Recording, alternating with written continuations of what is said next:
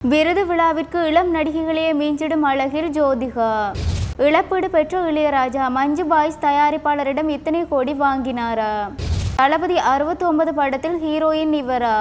நடிகர் விஜய் சேதுபதியின் சொத்து மதிப்பு எவ்வளவு தெரியுமா? திருமணமானவுடன் பொது பிசினஸில் களமிறங்கிய பிரேம்ஜி மாமியார், என்ன தொழில் தெரியுமா?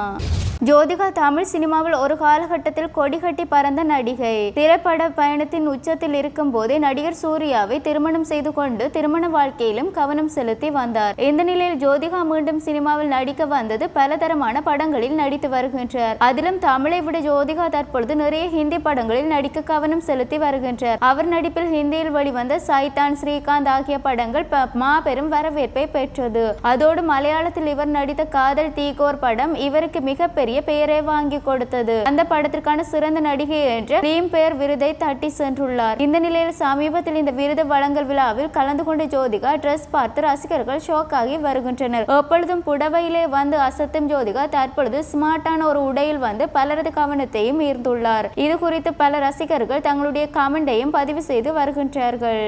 சில மாதங்களுக்கு முன்பு வெளியாகி பெரிய அளவில் வரவேற்பு பெற்ற மலையாள படமான மஞ்சு மெல் பாய்ஸ் தமிழ்நாட்டில் கொடைக்கானலில் நடப்பது போன்ற கதை என்பதனால் தமிழ் ரசிகர்கள் பட்டாளத்தை தியேட்டரில் பார்த்து வந்தனர். மேலும் குணா பாத்திரத்தில் வரும் கண்மணி அன்போடு என்ற பாடலை படத்தில் பயன்படுத்திய விதம் பேசப்பட்டது. தனது அனுமதி இல்லாமல் கண்மணி அன்போடு பாடலை பயன்படுத்தி இருக்கின்றார்கள் என இளையராஜா மஞ்சு பால் பாய்ஸ் தயாரிப்பாளருக்கு நோட்டீஸ் அனுப்பியிருந்தார். இந்த நிலையில் மஞ்சு மெல் பாய்ஸ் படக்குழுவிடம் இருந்து இளையராஜா 2 கோடி ரூபாய் நஷ்டஈடு கேட்டதாகவும் அவர்கள் வந்து நேரில் பேரம் பேசி 60 லட்சம் ரூபாவாக இறுதிக்கு கொண்டு சென்றதாகவும் தற்போது தகவல்கள் வெளியாகி இருக்கின்றது. இருப்பினும் இது பற்றி இளையராஜா தரப்போ மஞ்சுமல் பாய்ஸ் தயாரிப்பாளரோ எந்தவிதமான அறிவிப்பும் வெளியிடப்படவில்லை என்பதும் குறிப்பிடத்தக்கது. நடிகர் விஜயின் கடைசியான படமாக அமைய இருக்கின்ற தளபதி 69 படம் தற்பொழுது நடித்து வரும் ஹோட் படத்தின் பணிகள் முடிந்த பிறகு அந்த படத்தின் வேலையை விஜய் தொடங்குவார் என தெரிவிக்கின்றது. இந்த படத்தை இயக்குனர் H. வினோத் தான் இயக்க போகின்றார். இந்த படம் பற்றி எந்த புது அப்டேட்களும் வராத நிலையில் ரசிகர்கள் அதற்காகத்தான் காத்து கொண்டிருக்கின்றனர். இந்த நிலையில் தளபதி 69 படத்தில் ஹீரோயினாக நடிக்க நடிகை மதுமிதா பைஜிவிடம் பேச்சுவார்த்தை நடந்து வருவதாக தகவல்கள் வெளியாகி இருக்கின்றது. பிரேமலு படத்தில் நடித்து பெரிய அளவில் பிரபலமானவர் தான் மமிதா என்பதும் குறிப்பிடத்தக்கது. ஏற்கனவே சமந்தா இணைந்திருப்பதாக தகவல் வந்த நிலையில் தற்பொழுது இளம் நடிகையாக இணைந்திருப்பதாக வெளியாகி இருக்கும் தகவல் இணையத்தில் தற்பொழுது பரவலாக பேசப்பட்டு வருகின்றது.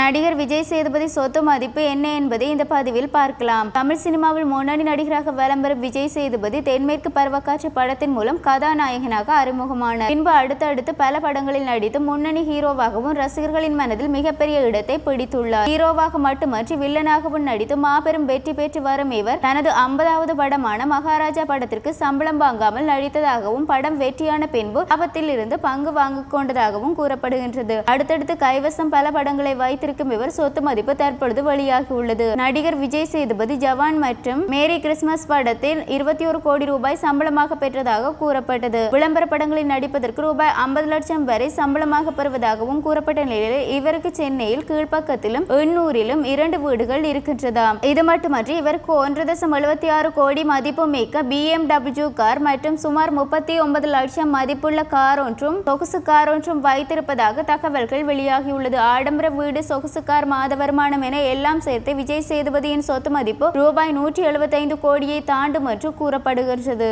பிரேம்ஜி மாமியார் புதிய தொழிலை ஆரம்பிக்க உள்ளதாக சமூக வலைதளங்களில் தகவல்கள் வெளியாகியுள்ளது. இயக்குனர் கங்கை அமரனின் இளைய மகன் தான் நடிகர் பிரேம்ஜி. இவர் தமிழ் சினிமாவில் நகைச்சுவை நடிகராக கலைக்கு வருகின்றார். பிரேம்ஜி இயக்குனர் வெங்கட் பிரபு மூலம் சினிமாவிற்குள் அறிமுகமானார். இதனைத் தொடர்ந்து பல போராட்டத்திற்கு பின்னர் தற்போது சினிமாவில் தனக்கென்று ஒரு இடத்தை பிடித்து வைத்திருக்கின்றார். இந்த நிலையில் பிரேம்ஜியின் மாமியார் புதிய தொழிலை ஆரம்பிக்க உள்ளதாக சமூக வலைதளங்களில் தகவல்கள் வெளியாகி உள்ளது. நடிகர் பிரேம்ஜி பெயரில் ஆரம்பிக்கப்பட்ட இந்த தொழில் குறித்து அவர்